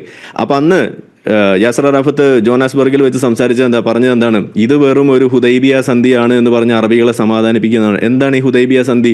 മുഹമ്മദ് നബി ചെയ്തു വെച്ച സാധനമാണ്. ഒരു കള്ളത്തരം, ഒരു വഞ്ചിക്കാൻ വേണ്ടിയിട്ടുണ്ടാക്കിയ കരാറ്, സമയം വാങ്ങിക്കാൻ വേണ്ടിയിട്ടുണ്ടാക്കിയ കരാറ്. എന്നിട്ട് അവിടെ ചെയ്തത് എന്താണ്? ഇത് ലംഘിച്ചുകൊണ്ട് വീണ്ടും യുദ്ധത്തിലേക്കും ഇന്തിഫാദ 2 എന്ന് പറഞ്ഞിറങ്ങി. ഇതാണ് ഉണ്ടായത്. അങ്ങനെ അവസാനം എല്ലാം കഴിഞ്ഞ് വാള് താഴെ വെക്കുന്ന ഒരു ഘട്ടം എത്തിയപ്പോൾ ഈ ഹമാസ് അവിടെ ഉദയം ചെയ്യണം. എന്താണ് അവർ പറഞ്ഞ കാരണം? അവർ പറഞ്ഞത് ഈ പറയുന്ന യാസർ അറാഫത്തിന്റെ നേതൃത്വത്തിൽ അവർക്ക് തീവ്രത പോരാ, അവർ തീവ്രത കുറഞ്ഞ ഒരു സമാധാനത്തിന്റെ പാതയിലേക്ക് പോയി എന്ന് പറഞ്ഞുകൊണ്ട് നമുക്കിനി വീണ്ടും പുതിയ ഇന്തിഫാദയുമായിട്ട് ഇറങ്ങാന്ന് പറഞ്ഞാണ് അവർ ഇറങ്ങിയത്. അതാണ് ഇന്ന് നമ്മൾ കണ്ടുകൊണ്ടിരിക്കുന്നത്. ഞാൻ അങ്ങയിലേക്ക് വരാം. സമാന ഒരു ഉദാഹരണം കേരളത്തിലും ഉണ്ടായിരുന്നല്ലോ അല്ലെ? മുസ്ലിം ലീഗിന് തീവ്രത പോരാത്തത് കൊണ്ട് PDP ഉണ്ടാവുകയും NDA ഉണ്ടാവുകയും പിന്നെ മറ്റു പലതുമായി മാറുകയും ചെയ്ത കാഴ്ച നമ്മൾ കണ്ടത്. ഇത് ആഗോളം എന്ന് വേണമെങ്കിൽ പറയാം. ഞാൻ അങ്ങയിലേക്ക് വരാം. ശ്രീ ശ്രീജിത്ത് പണിക്കൽ, ശ്രീ ജോസുകുട്ടിയും ശ്രീ ഹസ്കറും ഉയർത്തിയ ഒരു പോയിന്റ് ഉണ്ട്. അതായത് സകല അന്താരാഷ്ട്ര നിയമങ്ങളും ലംഘിച്ചുകൊണ്ടാണ് ഇസ്രയേലും പിന്നാലെ US-ഉം ഇറാനെ ആക്രമിച്ചതെന്ന്. അത് ആ രീതിയിൽ കാണാൻ കഴിയുമോ? ഇസ്രയേൽ എന്തുകൊണ്ട് ആക്രമിച്ചു? ടൈമിംഗ് എന്താണ്? അമേരിക്ക ഈ അവസരം മുതലെടുത്തതാണോ? ശ്രീജിത്ത് പണിക്കർ. അല്ല, അതിനെ ഒരു ഏകപക്ഷീയമായിട്ടുള്ള ഒരു ലെൻസിൽ കൂടി കാണുന്നത് ശരിയല്ല എന്നുള്ളതാണ് എൻ്റെ അഭിപ്രായം. ഇവിടെ ശ്രീ ഹസ്കർ സംസാരിച്ചു തുടങ്ങിയത് തന്നെ ഈ നതാൻസിലും ഫർദോയിലും ഒക്കെയുള്ള ആണവ കേന്ദ്രങ്ങൾ തകർത്തു എന്ന് കേട്ടപ്പോൾ അദ്ദേഹത്തിന് ആശങ്ക തോന്നിയതാണ്. എനിക്ക് തിരിച്ചാണ്. എനിക്ക് അത് കേട്ടപ്പോഴാണ് ആശ്വാസം തോന്നിയത്. അതവിടെ ഉണ്ടായിരുന്നു എന്നറിയുമ്പോഴാണ് ആശങ്ക ഉണ്ടായിരുന്നത്. കാരണം ഇതൊന്നും തന്നെ അന്താരാഷ്ട്ര ആണവോർജ ഏജൻസിയുടെ സ്റ്റിപ്പുലേഷൻസിന് വിധേയമായിട്ടായിരുന്നില്ല നടത്തിയിരുന്നത്. ഇറാൻ തന്നെ ന്യൂക്ലിയർ നോൺ പ്രൊലിഫറേഷൻ ട്രീറ്റി ഒപ്പിട്ടിരിക്കുന്ന ഒരു രാജ്യമാണ്. അപ്പോൾ ആണവായുധങ്ങളുടെ ഉൽപാദനം എന്ന് പറയുന്നതിനെ ക്രമേണ കുറച്ചുകൊണ്ടുവന്ന് അങ്ങനെ നിരായുധീകരണത്തിലേക്ക് പോവുക എന്നുള്ള ഒരു ഉദ്ദേശ ലക്ഷ്യത്തോടു കൂടി പ്രവർത്തിക്കേണ്ടുന്ന പ്രഖ്യാപിതമായ ലക്ഷ്യമുള്ള ഒരു രാജ്യമാണ് ഇറാൻ. പക്ഷേ ഈ ട്രീറ്റിയിലെല്ലാം തന്നെ അംഗമായിരിക്കെ തന്നെ അവർ വളരെ രഹസ്യമായിട്ട് ആണവോർജ ശേഷി അവർ വർദ്ധിപ്പിക്കുകയാണ് ചെയ്തത്. അതൊരിക്കലും സിവിലിയൻ ആവശ്യത്തിന് വേണ്ടിയിട്ട് എനർജി കൺസംഷന് വേണ്ടിയിട്ട് എനർജി പ്രൊഡക്ഷന് വേണ്ടിയിട്ട് ഉണ്ടാക്കിയിരിക്കുന്ന കാര്യമായിരുന്നില്ല, മറിച്ച് അവരുടെ സൈനിക ശേഷി വർദ്ധിപ്പിക്കുന്നതിന് വേണ്ടിയിട്ടായിരുന്നു. അപ്പൊ സ്വാഭാവികമായിട്ടും ആൾക്കാർക്ക് ഉണ്ടാകാവുന്ന ഒരു ചോദ്യം, ഇന്ത്യക്ക് ഇതില്ലേ, ഇസ്രായേലിന് തന്നെ കപ്പാസിറ്റി ഇല്ലേ, അമേരിക്കയ്ക്കില്ലേ, പാകിസ്ഥാനില്ലേ എന്നൊക്കെ ചോദിക്കും. നമ്മൾ മനസ്സിലാക്കേണ്ടുന്ന ഏറ്റവും പ്രധാനപ്പെട്ട കാര്യം, ഇതിൽ പല രാജ്യങ്ങളും പ്രത്യേകിച്ച് ഇസ്രായേലിനെ പോലെ ഇന്ത്യയെ പോലെയുള്ള രാജ്യങ്ങളൊന്നും തന്നെ NPT സിഗ്നറ്ററീസ് ആയിട്ടുള്ള രാജ്യമല്ല. ഇപ്പൊ ഇന്ത്യയെ സംബന്ധിച്ചിടത്തോളം വളരെ റെസ്പോൺസിബിൾ ആയിട്ടുള്ള ഒരു ന്യൂക്ലിയർ പോളിസി ഉള്ള രാജ്യമാണ്. അത് കോൺഗ്രസ് ഭരിക്കുമ്പോഴാണെങ്കിലും BJP ഭരിക്കുമ്പോഴാണെങ്കിലും അതേപോലെ തന്നെയാണ്.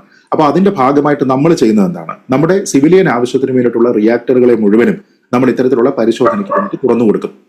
മറിച്ച് നമ്മുടെ ഡിഫൻസ് കേപ്പബിലിറ്റി വർദ്ധിപ്പിക്കുന്നതിന് വേണ്ടി, രാജ്യത്തിന്റെ ആഭ്യന്തര സുരക്ഷിതത്വം വർദ്ധിപ്പിക്കുന്നതിന് വേണ്ടിയിട്ടുള്ള ന്യൂക്ലിയർ വാർ ഹെഡ്സിന്റെ പ്രൊഡക്ഷൻ ആണെങ്കിലും അതിന്റെ ടെസ്റ്റിംഗ് ആണെങ്കിലും വളരെ കൺട്രോൾഡ് ആയിട്ടുള്ള മാനറിൽ മാത്രം രഹസ്യമായിട്ട് തന്നെ നമ്മൾ നടത്തുകയും ചെയ്യുന്നുണ്ട്.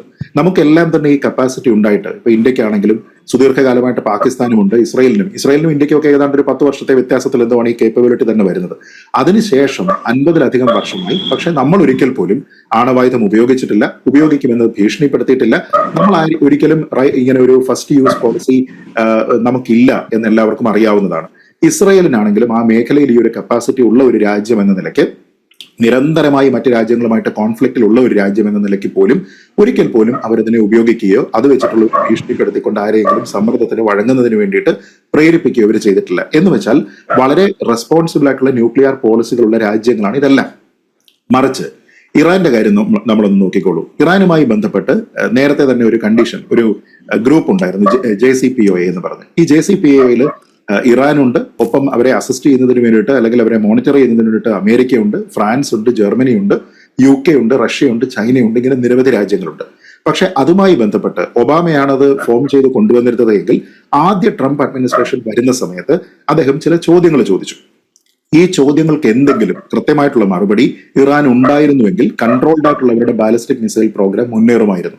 ഒന്നാമത്തെ ചോദ്യം, ഒബാമ ഉണ്ടാക്കിയിരിക്കുന്ന ഈ പോളിസി അനുസരിച്ചിട്ട് എത്രത്തോളം ബാലിസ്റ്റിക് മിസൈലുകളെ അവർക്ക് ഒരു വർഷം അല്ലെങ്കിൽ ഒരു പീരീഡിനുള്ളിൽ ഉണ്ടാക്കാം എന്നതുമായി ബന്ധപ്പെട്ട് ഒരു അപ്പർ ക്യാപ്പ് സെറ്റ് ചെയ്തിട്ടുണ്ടോ? സെറ്റ് ചെയ്തിട്ടില്ല. അപ്പൊ അതിനെ ഒരു വലിയ റെഡ് ഫ്ലാഗ് ആയിട്ട് ട്രംപ് 1 അത് കാണിക്കുകയാണ്. 1. 2, ഇങ്ങനെ ബാലിസ്റ്റിക് മിസൈൽ സാങ്കേതിക വിദ്യ കൺട്രോൾഡ് ആയിട്ട് ഇറാനിൽ ലഭിക്കുമ്പോൾ ഏതെങ്കിലും ഒരു ഘട്ടത്തിൽ വളരെ അപകടകരമായിട്ടുള്ള രീതിയിലേക്കുള്ള ന്യൂക്ലിയർ വെപ്പൺറി അവർ സ്വന്തം നിലയ്ക്ക് ഡെവലപ്പ് ചെയ്യുന്നതിനെ ഈ കരാർ ഏതെങ്കിലും തരത്തിൽ പെർമനന്റ് ആയിട്ട് അതിനെ പ്രിവെന്റ് ചെയ്യുന്നുണ്ടോ എന്നുള്ള ഒരു ചോദ്യം. ഉത്തരം ഇല്ല എന്ന് തന്നെയായിരുന്നു. അപ്പൊ അവിടെയും അമേരിക്ക ചോദിച്ച ചോദ്യത്തിന് കൃത്യമായി മറുപടി പറയുന്നതിന് ഇറാന് സാധിച്ചില്ല. മൂന്നാമത്തെ കാര്യം, ഇതിലുണ്ടായിരുന്ന മറ്റ് മെമ്പർ കൺട്രീസിനോട്, സിഗ്നറ്ററീസിനോട് അമേരിക്ക പറഞ്ഞത്, നിങ്ങൾ ഇങ്ങനെ ഒരു രാജ്യം ഇത് ഡെവലപ്പ് ചെയ്തുകൊണ്ട് വരുന്ന സമയത്ത് നിങ്ങൾ ശ്രദ്ധിക്കേണ്ടത് ഈ രാജ്യം റീജിയണലായിട്ട് അവിടുത്തെ ജിയോ പൊളിറ്റിക്സിൽ എന്ത് ഇൻവോൾവ്മെന്റ് നടത്തുന്നു എന്നുള്ളതാണ്. അവരുടെ റീജിയണൽ ആയിട്ടുള്ള ഇൻട്രസ്റ്റിനെ ഫർദർ ചെയ്യുന്നതിന് വേണ്ടിയിട്ട് ഇറാഖിലുള്ള അവരുടെ ഇടപെടൽ, ലെബനനിലും സിറിയയിലും യമനിലുമുള്ള അവരുടെ ഇടപെടൽ എങ്ങനെയാണ് എന്നുള്ളത് നോക്കണം. എന്ന് വെച്ചാൽ ചുരുക്കി പറഞ്ഞാൽ 1979 ഇസ്ലാമിക് റവല്യൂഷന് ശേഷം വളരെ കൃത്യമായിട്ടുള്ള ഒരു ഫോറിൻ പോളിസി നേരത്തെ ഉണ്ടായിരുന്നതിൽ നിന്ന് വിപരീതമായി സ്വീകരിച്ചിരിക്കുന്ന ഒരു രാജ്യം എന്ന നിലയ്ക്ക് ഇറാനെ സംബന്ധിച്ചിടത്തോളം ഇസ്രായേൽ ഈ ലോക ഭൂപടത്തിൽ ഉണ്ടാകാൻ പാടില്ല എന്നുള്ളത് ഡിക്ലെയർഡ് പൊസിഷനാണ്.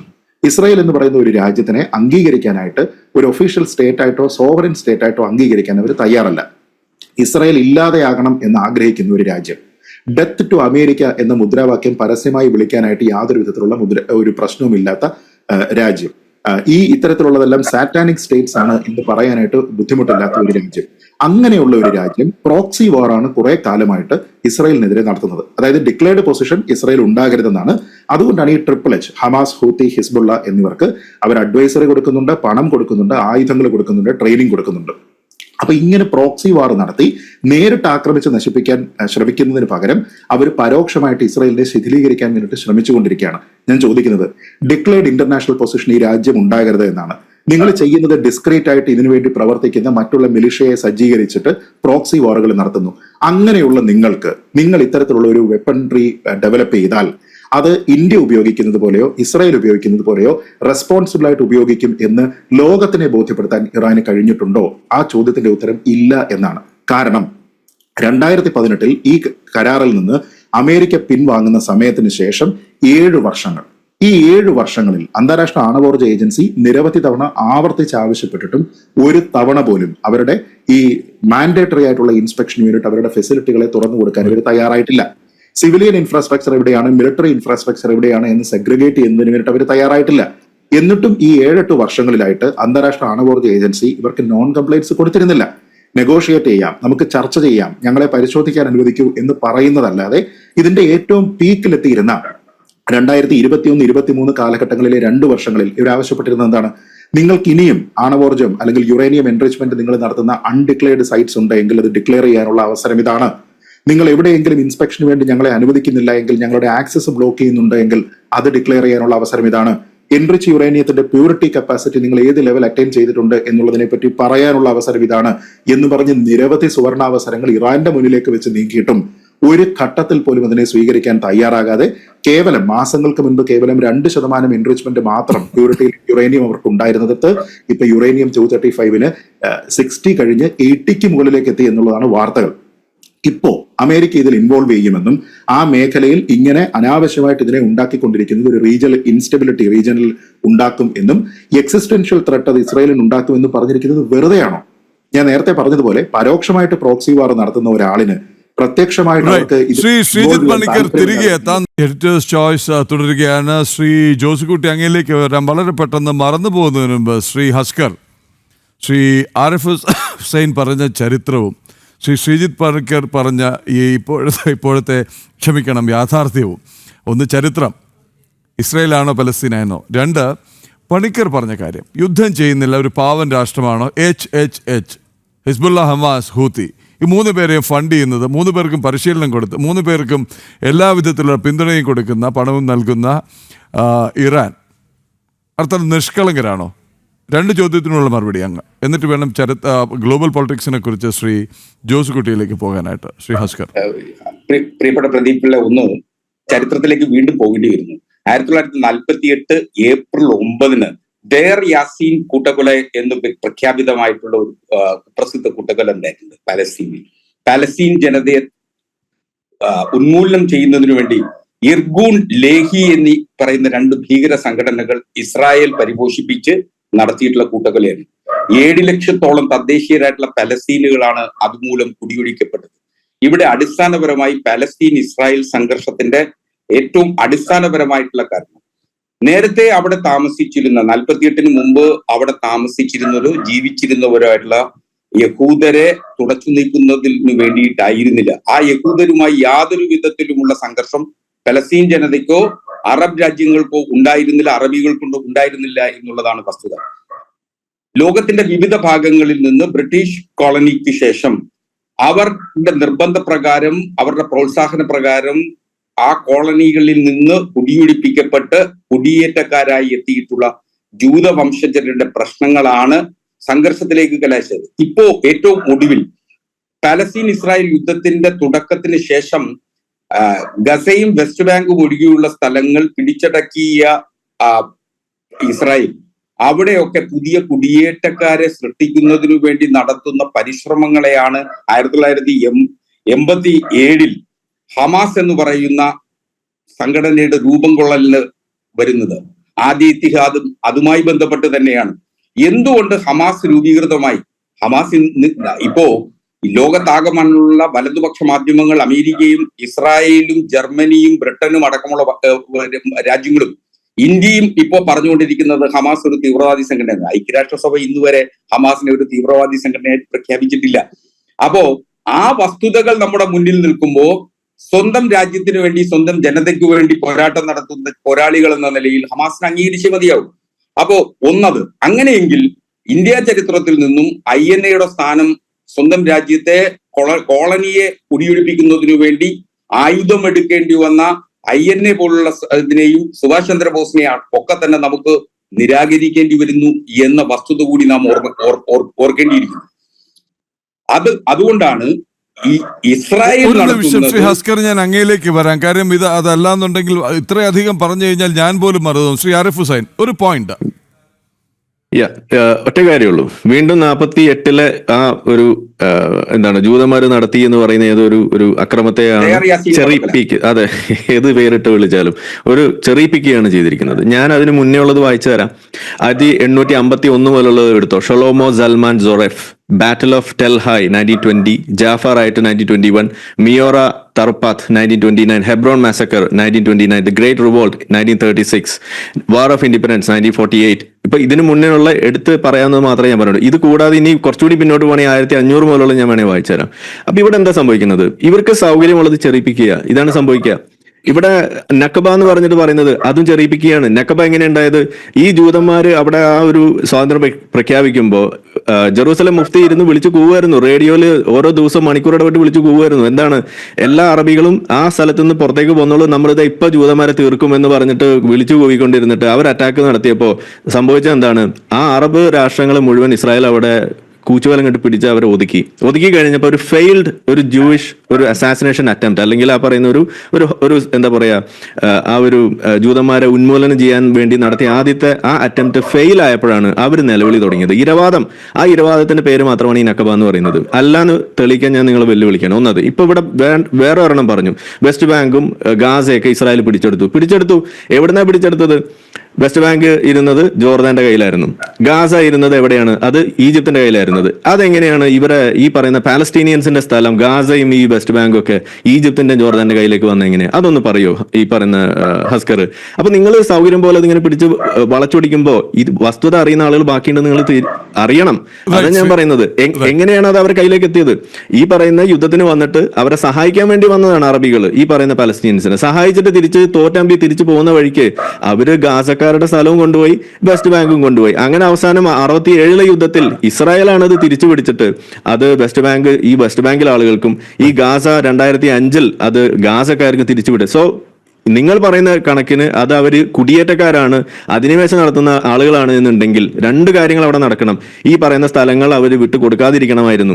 അത് അവർ ചെയ്തിട്ടില്ല, വിട്ടു കൊടുക്കുകയാണ് ചെയ്തിട്ടുള്ളത്. രണ്ട്, ഈ ഇസ്രായേലിനകത്ത് ജീവിക്കുന്നുണ്ട് 20% മുസ്ലിങ്ങളും പാലസ്തീനിയൻസ് ആയിട്ടുള്ള, ഞാൻ നേരിട്ട് സംസാരിച്ചിട്ടുള്ള ആളുകളുണ്ട്. ഇപ്പോഴും നിങ്ങൾക്ക് വേണമെങ്കിൽ അവിടെ പോയാൽ കാണാം. അപ്പൊ അങ്ങനെ ഒരു ഉന്മൂലനം നടത്തണം എന്നൊരു ഉദ്ദേശം ഈ ജൂതന്മാർക്ക് ഉണ്ടെന്നുണ്ടെങ്കിൽ അവർ ആദ്യം കൊന്നു തീർക്കേണ്ടത് ആരെയാണ്? സ്വന്തം ഇസ്രായേലിനകത്ത് ജീവിക്കുന്ന 20% അല്ലേ? അവർക്ക് അതല്ല അവിടെ നടക്കുന്നത്. പൂർത്തിയാക്കാൻ ശ്രീ ഹസ്കർ, അത് കഴിഞ്ഞു. ഇനി മറ്റു ഭാഗം, ഈ തീവ്രവാദികളെ ഫണ്ട് ചെയ്യുന്നത് ആരാണ്? തീവ്രവാദികൾക്ക് പരിശീലനം കൊടുക്കുന്നത് ആരാണ്? തീവ്രവാദികൾക്കുള്ള സകലമാന പണം അർത്ഥം നൽകുന്നത് ആരാണ്? അല്ല, ആരെങ്കിലും അവര് തീവ്രവാദികളാണെന്ന് പ്രഖ്യാപിച്ചിട്ട് ശേഷമല്ലേ അവർക്ക് തീവ്രവാദി ഫണ്ടിങ്? ഏതെങ്കിലും സ്വാതന്ത്ര്യ സമരവും ഏതെങ്കിലും രാജ്യത്തെ തദ്ദേശീയരായ ജനത നടത്തുന്ന സമരത്തെ മറ്റ് അന്താരാഷ്ട്ര സമൂഹം സഹായം ചെയ്യുന്നു എന്നുള്ളത് കൊണ്ട് ആ സമൂഹത്തെ ആകമാനം തെറ്റിദ്ധരിപ്പിക്കുകയും അവരെ തീവ്രവാദിയായി പ്രഖ്യാപിക്കുകയും ചെയ്യുക എന്നുള്ളതാണ് ഇപ്പോൾ നടക്കുന്നത്. അപ്പോ സത്യം ചെരുപ്പിട്ട് വരുമ്പോഴേക്കും നുണകൾ ഇങ്ങനെ ലോകം കറങ്ങി എത്തും എന്ന് പറയുന്നത് പോലെയുള്ളൂ അത്ര ഇത്. ആ വസ്തുത നാം മനസ്സിലാക്കുക. ഇസ്രായേലില് വസ്തുതയല്ല, അല്ലല്ല, അങ്ങനല്ല. ഞാൻ പറഞ്ഞുതരാം. ഞാനിപ്പോ ഏറ്റവും വസ്തുതയല്ല നിങ്ങൾ പറഞ്ഞത്.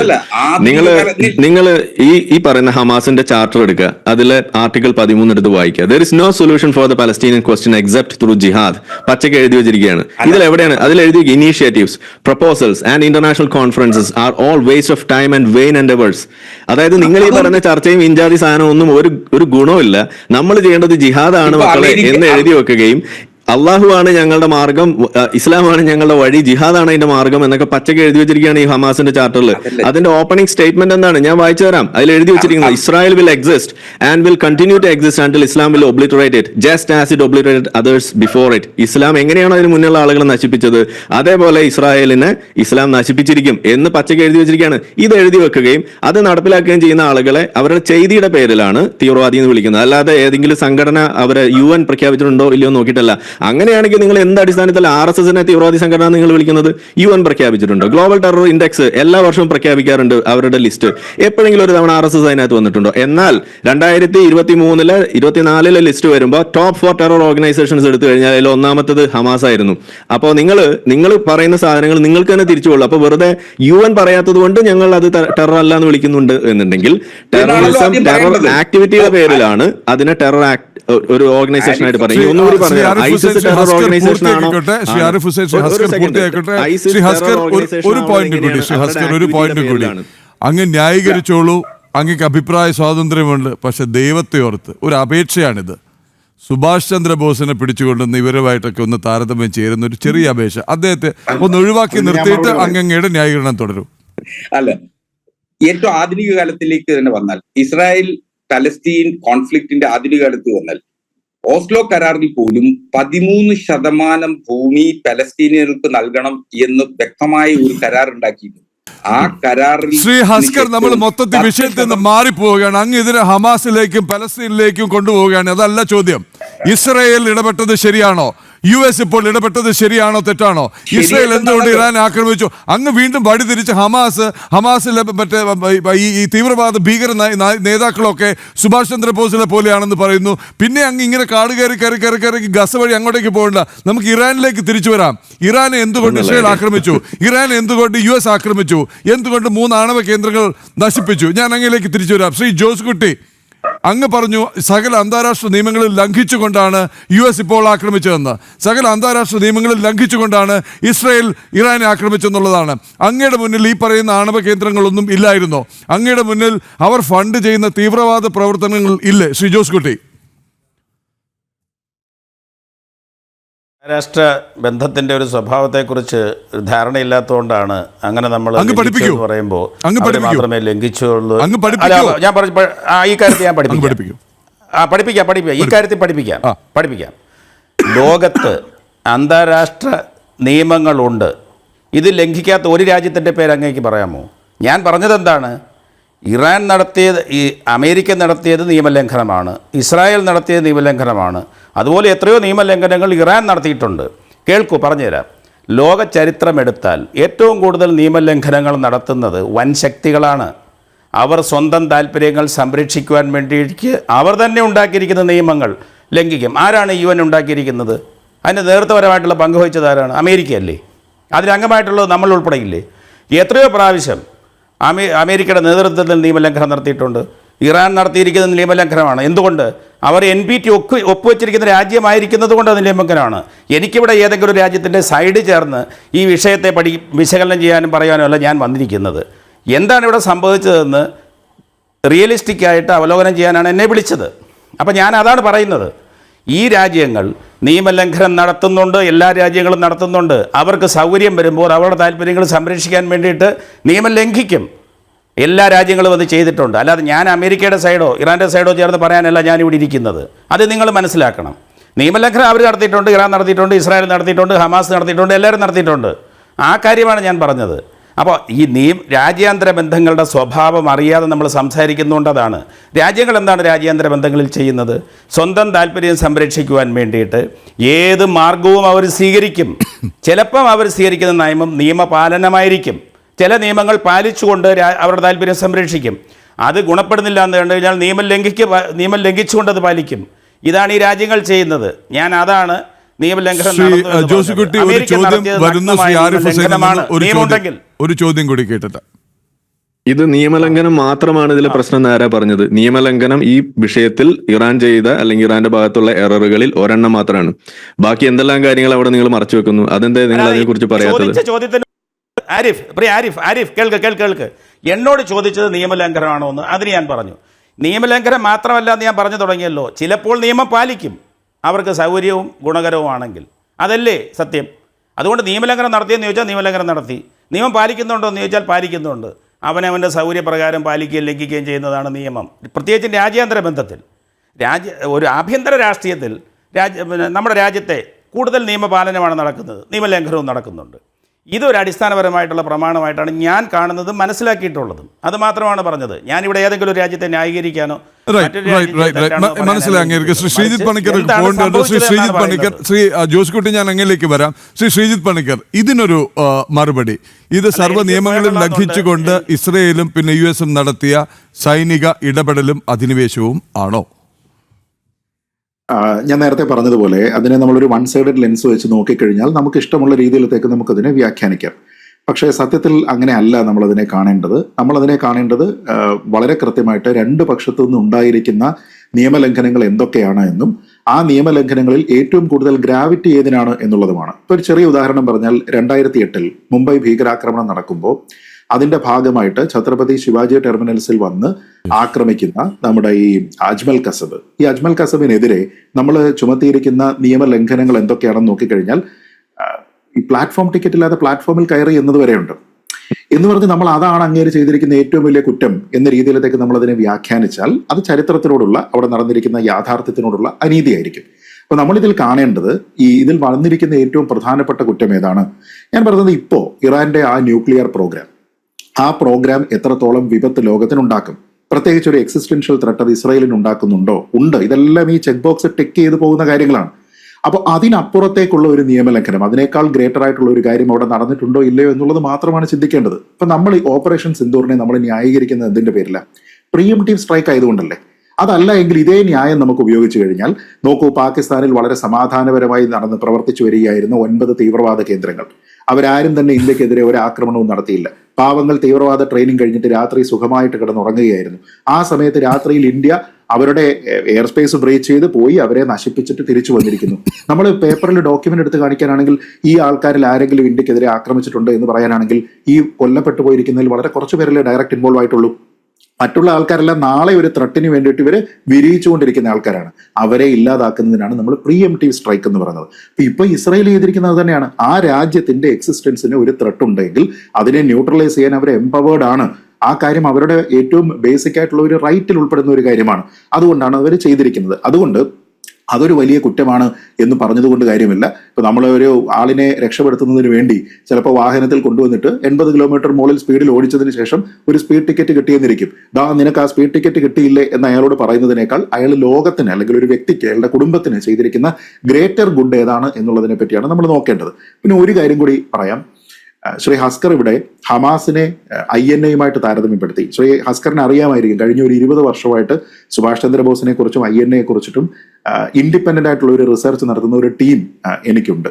അപ്പൊ അതുകൊണ്ട് തന്നെ അദ്ദേഹം ആ പറഞ്ഞിരിക്കുന്നത് ഫണ്ടമെന്റലി തെറ്റായിട്ടുള്ള കാര്യങ്ങളാണ്, ഒരിക്കലും താരതമ്യം ചെയ്യാൻ പാടില്ലാത്ത കാര്യങ്ങളാണ്. പക്ഷേ കമ്മ്യൂണിസ്റ്റ് ഐഡിയോളജിയിൽ വിശ്വസിക്കുന്ന ഒരാൾ അത് ചെയ്യുന്നതിന് എനിക്ക് വലിയ അതിശയം അതിൽ തോന്നുന്നുമില്ല. സ്വാതന്ത്ര്യ സമര കാലത്ത് നേതാജിയെ ടോജോയുടെ പട്ടി എന്നടക്കം ഏറ്റവും കൂടുതൽ ആക്രമിക്കുന്നതിന് വേണ്ടി ഇന്ത്യൻ കമ്മ്യൂണിസ്റ്റുകളാണ് ശ്രമിച്ചിരുന്നത് എന്നും അദ്ദേഹം പട്ടിണി പാവങ്ങളായിട്ടുള്ള ഇന്ത്യക്കാരുടെ മേലേക്ക് വന്നു വീണിരിക്കുന്ന അണുബോംബാണ് എന്നൊക്കെ പറഞ്ഞുകൊണ്ട് കാർട്ടൂണുകൾ ഇറക്കിയിരിക്കുന്ന ഒരു പ്രസ്ഥാനമാണ് കമ്മ്യൂണിസ്റ്റ് പാർട്ടി. ഒരു കാര്യം മനസ്സിലാക്കേണ്ടത്, INA പ്രവർത്തിച്ചത് നമ്മുടെ രാജ്യത്തിന്റെ പരമാധികാരത്തിനെ അടിച്ചമർത്തി കോളനിവൽക്കരിച്ചിരുന്ന ആൾക്കാർക്കെതിരെയാണ് INA-യുടെ പോരാട്ടം ഉണ്ടായത്. ഇപ്പോ ഹമാസിനെ കോളനിവൽക്കരിച്ചിട്ട് അല്ലെങ്കിൽ പാലസ്തീനെ കോളനിവൽക്കരിച്ചിട്ടല്ല അവിടെ ഇസ്രായേലിന്റെ ഭരണം നടക്കുന്നത് എന്നുള്ളത് ഒന്നാമത്തെ വ്യത്യാസം. 2, ബ്രിട്ടനെ ഇല്ലായ്മ ചെയ്യും എന്നൊരു പദ്ധതി ഒരു കാലത്തും INA-ക്ക് ഉണ്ടായിരുന്നില്ല. ഇവിടുത്തെ കോളനിവൽക്കരണത്തിനെ എതിർക്കും, അത് ഇല്ലാതാക്കും എന്നുള്ളതാണ്. എന്നാൽ ഹമാസിന്റെ ചാർട്ടറിൽ പറയുന്നത് ഇസ്രായേലിനെ ഇല്ലാതെയാക്കാനായിട്ട് അവർ ഏതറ്റം വരെയും പോകും എന്നുള്ളതാണ്.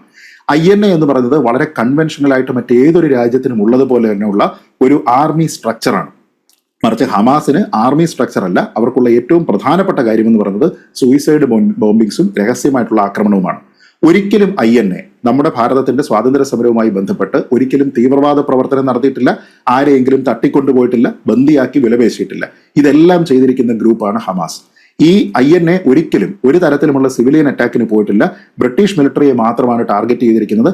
അതിനുവേണ്ടി ജപ്പാനോട് ചേർന്നുകൊണ്ട് അവര് ഇംഫാലിലും കൊഹിമയിലും നടത്തിയിരിക്കുന്ന ഏറ്റവും സാഹസികമായിട്ടുള്ള പോരാട്ടത്തിനെ പിൽക്കാലത്ത് ലോകത്ത് തന്നെയുള്ള സെലക്ടഡ് ആയിട്ടുള്ള 50 ഹിസ്റ്റോറിയൻസ് ബ്രിട്ടൻ ഫേസ് ചെയ്തിരിക്കുന്ന ഏറ്റവും ഡിഫിക്കൽട്ട് ആയിട്ടുള്ള യുദ്ധങ്ങൾ എന്നാണ് ബാറ്റിൽസ് ഓഫ് ഇംഫാൽ ആൻഡ് കൊഹിമയെ പറ്റി പറഞ്ഞിരിക്കുന്നത്. തീവ്രവാദി ആക്രമണത്തിനെ ന്യൂട്രലൈസ് ചെയ്യാനെന്ന് ഒരാളും പറഞ്ഞിട്ടില്ല.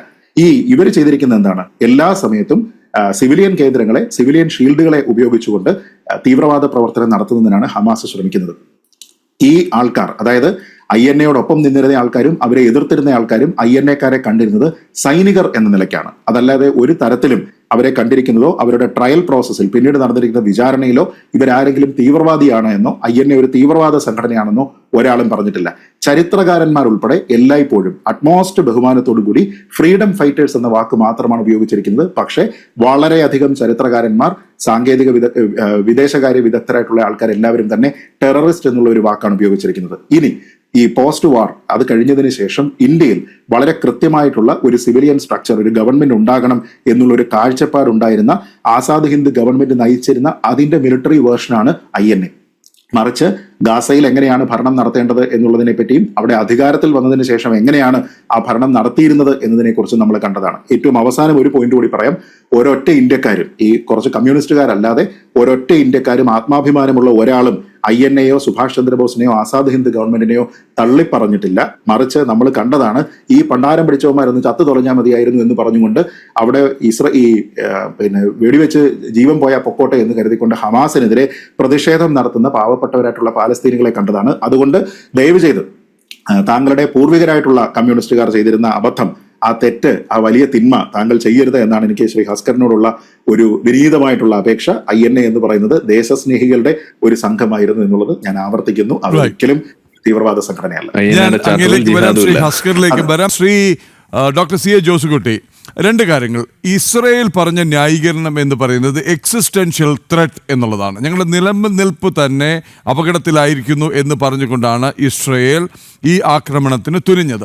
അതിൻ്റെ ചുവട് പിടിച്ചാണ് US വന്നത്. ഒരുപക്ഷെ US ഈ ഇറാൻ്റെ ന്യൂക്ലിയർ ശേഷി, ഈ വളരെ നാളായി മൂടി വെച്ചുകൊണ്ട് നടത്തുന്ന യുറേനിയം എൻറിച്ച്മെൻറ്റ് അടക്കമുള്ള, അത് എനർജി ഉദ്ദേശത്തിന് വേണ്ടിയിട്ടല്ല, ആയുധ നിർമ്മാണത്തിന് വേണ്ടിയിട്ടുള്ള അവരുടെ ആണവ റിസർച്ച് പദ്ധതി തകർക്കാനുള്ള സുവർണാവസരമായി US കണ്ടതായിക്കൂടെ ശ്രീ ജോസുകുട്ടി?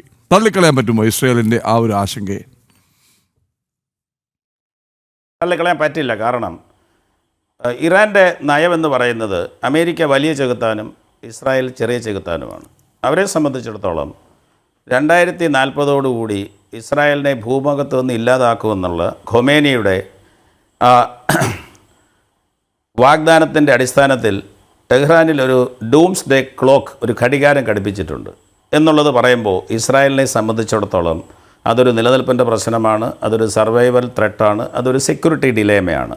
അതിൻ്റെ അടിസ്ഥാനത്തിലാണ്, ആ ഒരു വാദത്തിൻ്റെ അടിസ്ഥാനത്തിലാണ് ഇസ്രായേൽ ഇറാനെ ആക്രമിക്കുന്നതും ഇറാൻ ആ വാദം പൂർത്തീകരിക്കുന്നതിന് വേണ്ടിയിട്ടാണ് പല രീതിയിലുള്ള നിഴൽ സംഘങ്ങളെ, അത് ഹുതികളാണെങ്കിലും ഹെസ്ബുള്ളയാണെങ്കിലും ഹമാസ് ആണെങ്കിലും സിറിയയിലെ സംഘങ്ങളാണെങ്കിലും ഒക്കെ ഉപയോഗിച്ചിട്ടിരുന്നത്. അത് ഇസ്രായേലിനെ സംബന്ധിച്ച് സെക്യൂരിറ്റി ത്രെട്ടാണ്, സംശയമില്ല. ഇനി ഇതേ വാദം ആണ് ഇറാനും ഇസ്രായേലിനെതിരെ പ്രയോഗിക്കുന്നത്. ഇസ്രായേൽ എല്ലാ കാലങ്ങളിലും ഇറാനെ ഇല്ലാതാക്കാൻ ശ്രമിക്കുന്നു, പല രീതിയിലുള്ള അക്രമങ്ങൾ ഉണ്ടായിട്ടുണ്ട്. അതുകൊണ്ട് ഞാൻ ആശയപരമായ ഇതിലേക്ക് വരുന്നില്ല. ഇസ്ലാം വേഴ്സസ് ജൂതായിസം അങ്ങനെയുള്ള സംഭവങ്ങൾ വേറെ ഒരു തലത്തിലുണ്ട്.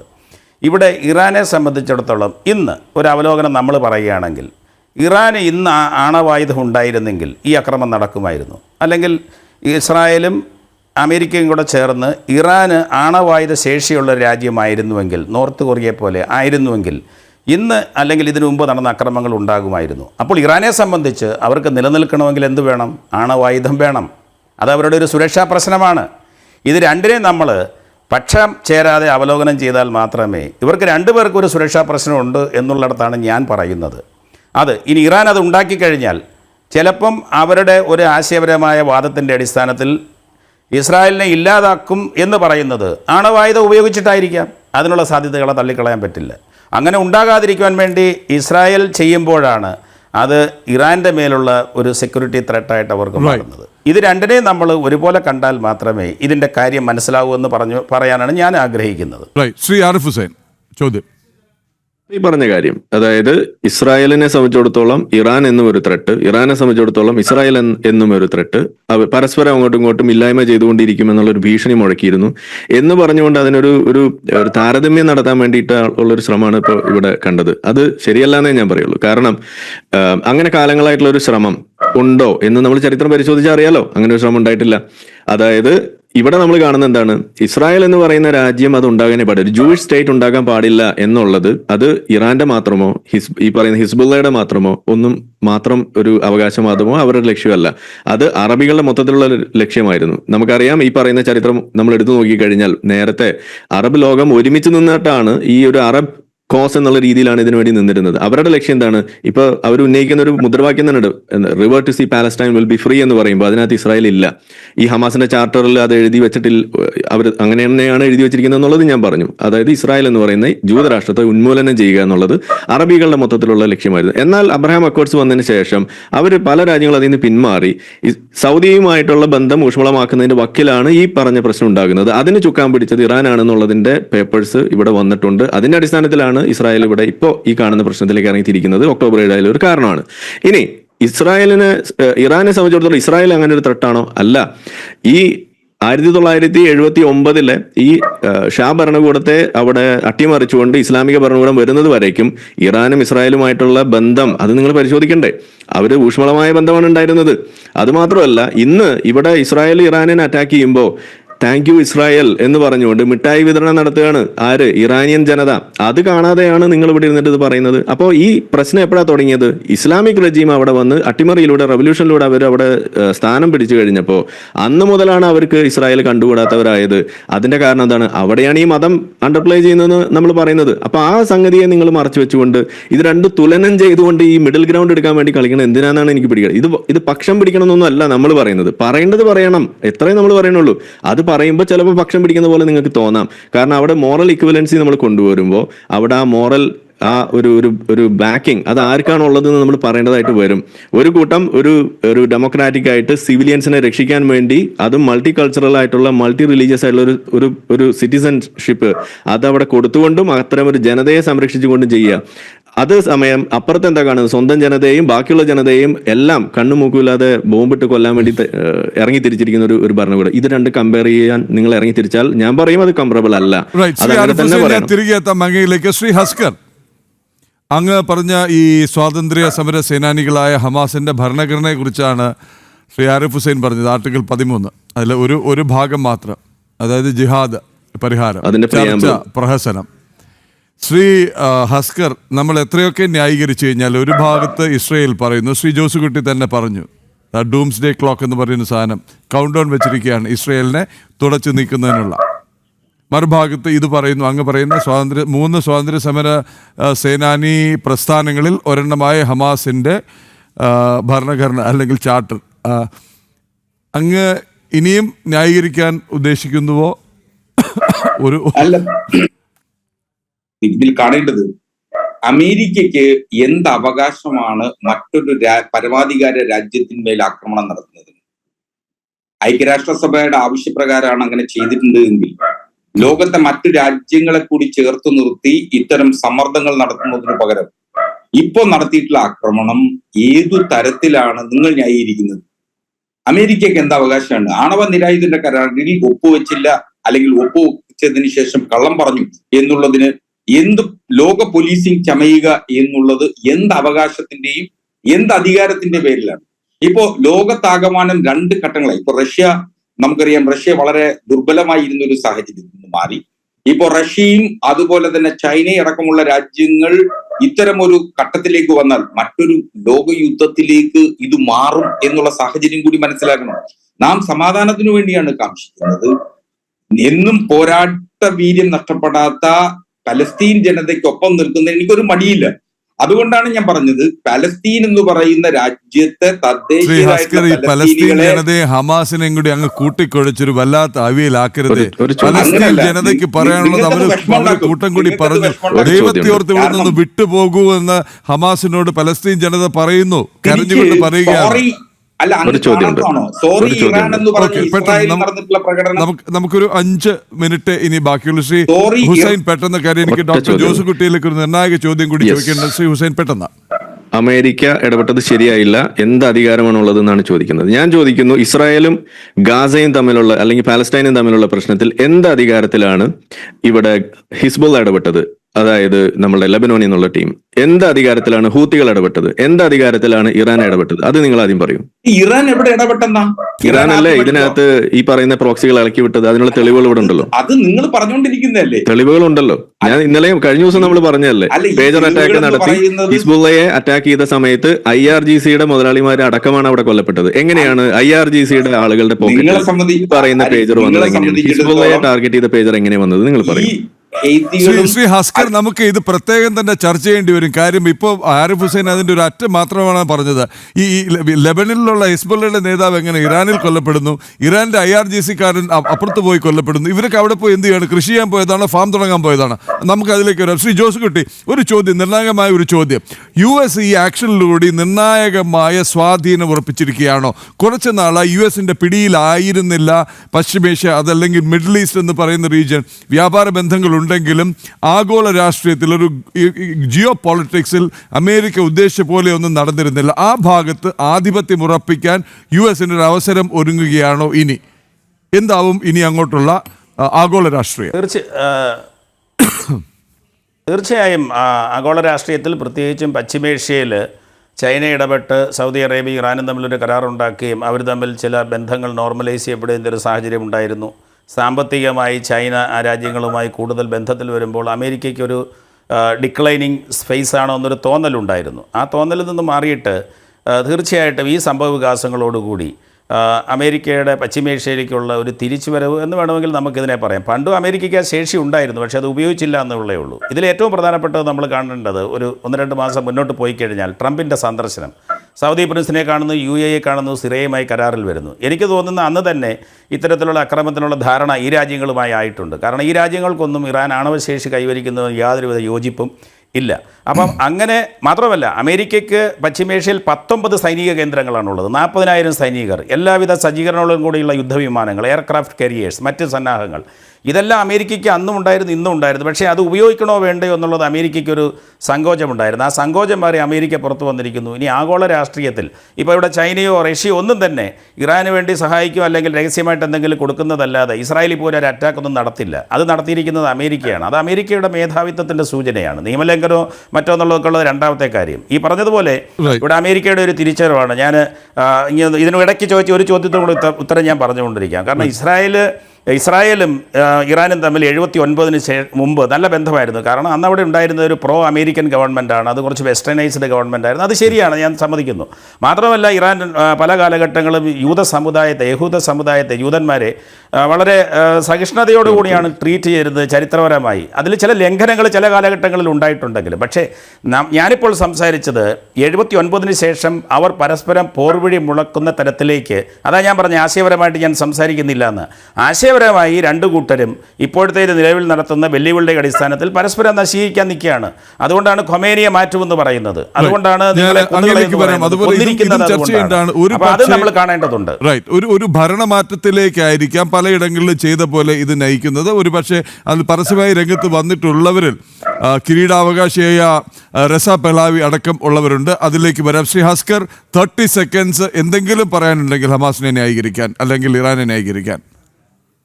അല്ല, ഞാൻ ഈ ഹമാസ് പ്രദീപ് അങ്ങ് കരുതുന്നത് പോലെ ഞാൻ ഹമാസിന്റെ വക്കാലത്തേട്ട് വന്നിട്ടുള്ള ആളാണ്. ചരിത്രം പറയുമ്പോ, വസ്തുതകൾ പറയുമ്പോൾ നിങ്ങൾക്ക് പൊള്ളുന്നുണ്ടെങ്കിൽ നിങ്ങൾക്ക് നിങ്ങളുടെ പൊള്ളലിൽ നിന്ന് എനിക്കൊന്നും ചെയ്യാനാവില്ലല്ലോ. കാരണം ഇതൊരു ചരിത്ര വസ്തുതയാണ്. ആ ചരിത്ര വസ്തുതകളെ നിരാകരിക്കുകയാണ്. ഇവിടെ ഇറാന് നേരത്തെ ഡോക്ടർ ജോസുട്ടി പറഞ്ഞതുപോലെ ഇറാന് ഇന്നിപ്പോ ന്യൂക്ലിയർ വെപ്പൺസ് ഉണ്ടായിരുന്നുവെങ്കിൽ അമേരിക്ക ഇത്തരം ഒരു ആക്രമണം നടത്തുന്ന ധൈര്യം പോലും കാണിക്കില്ല. ഇസ്രായേൽ പോലും നാം ഈ യുദ്ധത്തിൽ കാണേണ്ടത്, ഇസ്രായേൽ ആദ്യമായിട്ടാണ് ഒരു സൈനിക ശക്തിയുള്ള ഒരു രാജ്യവുമായി യുദ്ധം ചെയ്യുന്നത്.